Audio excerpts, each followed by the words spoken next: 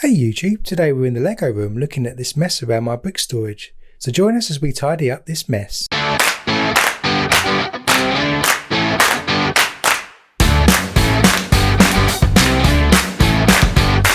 Hey guys, and welcome to Brick Talk TV. Terry here, and in today's episode we're going to be taking a look at how I store my LEGO parts. So over the last few weeks I've noticed that the current storage mechanisms that I use are getting a little bit messy, as they often are quite complicated for me to keep updated. My original approach was actually to buy these garland drawer storage units, which you can see here, and actually separate my parts out into either separate parts by colour or to merge smaller frequency parts into one drawer. So I kind of had an odds drawer for each colour. But I found over time, as I've gathered more spare parts from sets that I've built and also leftovers from mocks I've built, I often then have a big massive pile that starts to grow in size, waiting for me to spend one Sunday afternoon separating all these parts out and then recategorising them. So I've kind of decided from today that I wanted to get a different method and storage system that would hopefully be a little bit easier for me to continue to add small bits to as I get them in spares into bags. So I haven't got this opportunity to keep having to store them up into one big massive pile and then go through a big massive sort out exercise. So in today's episode, we're going to be taking a look at some new options that I've got around what storage I want to do in the future. And hopefully I'll be able to get rid of these garland storage boxes and actually move to something that's a little bit more friendly looking in the LEGO room and also is a bit more convenient for me in terms of storage. So let's take a look now. I'm going to take a look at IKEA's website and I'll take you through the current drawer set that I have in mind for my new storage system. So those of you that follow the channel quite regularly will know that my first port of call for any LEGO room furniture is usually IKEA, as they often have good storage solutions which are actually quite a reasonable price and quite cheap, but have quite a good effect. And so as usual, when I was thinking about how I wanted to do my new storage system, I went straight to IKEA. So let me just jump onto the website now. So if you go to ikea.com, I'm going to go to the UK version. I've already done a bit of pre-work here and done a little search of something that I'm interested in. And what I'm going to look at here is I'm going to look at a set of drawers called Alex. And these are fairly new, I think, because they've still got the new sticker printed on the items on the website. And you can see here from this screen that they do various different sizes. They're all similar in style, so they've got this sort of several drawer cabinets with these sort of handles carved into the front of them. But they look fairly stylish. They keep with the white colour, so they do them in two different colours. You can get them in this sort of grey colour or grey turquoise colour or white. But seeing as the rest of the LEGO room is in white, I'm going to be looking for a white option here. And now I kind of want to replace this section over here where my current storage is with a big enough unit that will give me a nice enough actual surface area on top as well, where I can display some other models maybe, or I can temporarily put some other LEGO storage boxes on top. And I'll show you the current LEGO storage boxes I've got in a second as well. And so from looking through here, I think my sort of cabinet of choice is going to be this drawer unit here. And it currently retails for £99 in the UK. So let me just click onto this drawer unit and you can see what it looks like. So you can see from the outside, it kind of reminds me of technical drawing cabinets that you might see in some companies where you store like A3 size pieces of paper. So the drawers are going to be quite wide. The unit itself is fairly deep. So you can see the measurements here. It's 48 centimetres deep, 66 centimetres high and 67 centimetres wide. I think this will fit nicely into this side of the studio over here. So I'll be able to store my LEGO bricks there. I think I might also actually get two of these units and stick it next to a Platzer unit, which I also got from IKEA. And I've done a video on how I've built that and what I've got displayed there. And I'll stick a video up here if you're interested to see that. But that display unit is actually showing my Millennium Falcon, my Batmobile, Ghostbusters, James Bond, Pirate Bay as well sets. So I need a slightly large unit for these sort of models. So that's going to be displayed next to this as well. And as I mentioned, it's going to give me yet another surface area, which I'll probably stick the Hogwarts castle on top of this drawer unit when I get it. So they've got two different size drawers. They've got sort of shallow ones. You get three shallow ones at the top. You get three slightly deeper looking or taller looking drawers at the bottom. And I think this will lend itself well for my unit. So if I get two of these units, I'm going to have 12 sets of drawers. I can probably keep usual standard size elements in the top three drawers. And then anything that's bulkier, maybe like motors or train track pieces, things like that, I can keep in the bottom three. Or I can use the bottom three also to store usual element size things as well. And then I've got a few ideas around how I will lay the storage drawers out in the future as well, and maybe label the drawers. And so I will do a separate follow-up episode where I'll walk you through how I'm going to separate the actual drawers themselves. But as they come, they are just one big massive space area. So obviously you're going to need to think about how do you separate that area out into small little compartments to put your various Lego pieces into. And again, I'll cover that in a separate episode. So that's also a good point to say to hit the like button to like this video if you're enjoying it so far, and hit that subscribe button to be notified of the follow-up episode I'll be doing around how I'm going to use and lay the drawers out. So these seem to be the ones I'm going to go for. So I'm going to run off to IKEA now, buy 2 of these units. So it's going to cost me just under £200, which I think is probably going to be money well spent.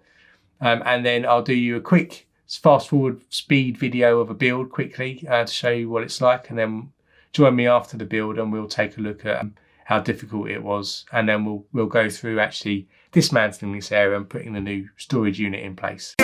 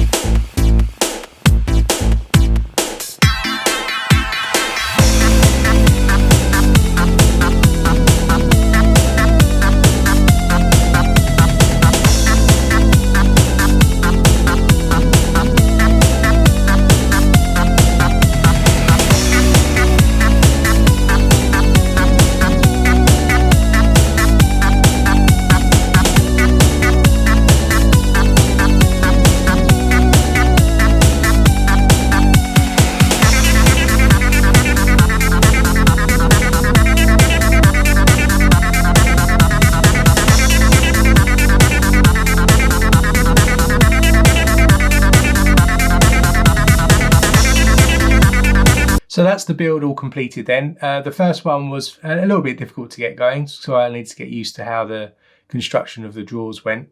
But overall it went quite well. The second drawer unit that I built took about an hour to complete because I was used to the different techniques and approaches that IKEA put in the instructions. I think overall for the £99 it's a really good sturdy unit.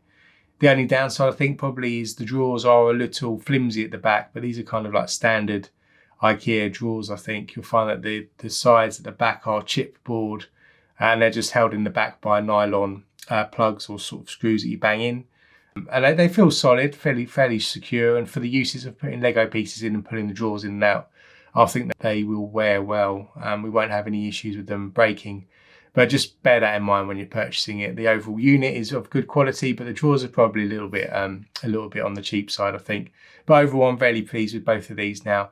So before we actually go over and look at swapping out my existing system, I did want to just point out a couple of Lego storage units, which I bought from Lego themselves as well. So let's take a quick look at those and how I'm planning on using them as well. So here's the first storage unit that I actually got from Lego.com as well directly. And this was the idea for getting this Lego storage system was actually just to give me a place to dump those spare parts that I'd get. So as you heard me mention earlier, I often get the spare parts from the Lego sets and I let them build up over time before I then separate them out and put them into the relevant drawers. And I was kind of using this as a bit of a dumping ground to store those. And actually recently when I hung my batwing up, it actually fell off the wall and the bottom bit shattered. So actually as temporary use, if you lift the lid off, I've actually ended up storing those smashed batwing pieces and I need some time to get back to actually rebuild this and put this back together. So I'm using it as temporary storage for that. But you can find several uses, I think, to store this. I mean, particularly if you've got kids and they want to store Lego bits, it's quite a nice size. They do a bigger head. This is a smaller head, I think. But I like the design. It also has a hole here that you can actually connect to the next storage unit, which I'll show you. Or if you've got other heads, you can actually stack them up because it does actually work like a Lego build system as well, which is quite nice. So if you want something small, just to throw some bits in, this is also a good option. So this is the other storage unit then I also got from Lego.com. And again, they do these in different colours, and I think you can get different number of drawers in this. You can get a 1 size as well, which is half this size. But again, they've kept they made this look really good because it obviously looks like a 2x4 brick. And as I mentioned earlier, you can actually then connect like the head on top into the studs there as well. So you could get several heads on here if you wanted to, and they're quite sturdy, and stack them up. And of course, if you get more drawer units, you can also stack them on top of each other. So the Lego system plays through the actual storage system itself as well. And again, these were going to be for large motors and things like that. So at the moment, I've just got some spare parts that I've dumped in there as a waiting ground. But you could put motors in here, you could put train tracks in here, anything bulky you could put in here, or you could actually just put, smaller little units in here as well, like little Tupperware dishes if you wanted to separate it out even more. But it's quite good quality. It's all plastic. It's sturdy. It's not going to break. It'd be good for kids as well to store some bits. And I've recently just stuck those on top of those garland mini drawers as well as another way to store some stuff temporarily. So those are the two sort of Lego options that I've got. So if you're interested in something slightly smaller than what I'm doing today, these are probably some good options as well. So now let's flip over and we'll take a look at me pulling out my existing system and then putting in the new drawer sets that I've built recently, and we can see what the finished article looks like.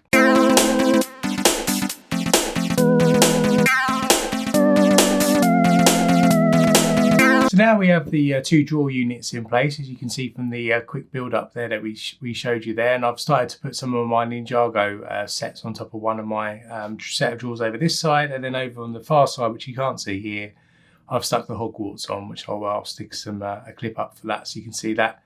And as I mentioned earlier, what we're going to do in the next episode or future episode is I'm going to show you how I'm dividing up these drawers, and then how I'm going to label up all the different drawers and sort the Lego bricks out. So you can join me how we're going to build on these new storage units in the future.